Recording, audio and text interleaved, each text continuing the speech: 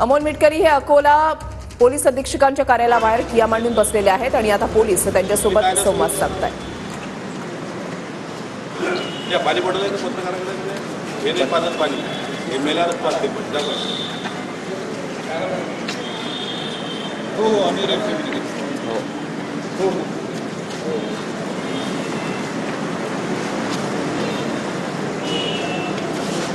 बोला विनंती केली आहे पोलीस नंबर अरे काय करू नये अजिबात जाणार नाही.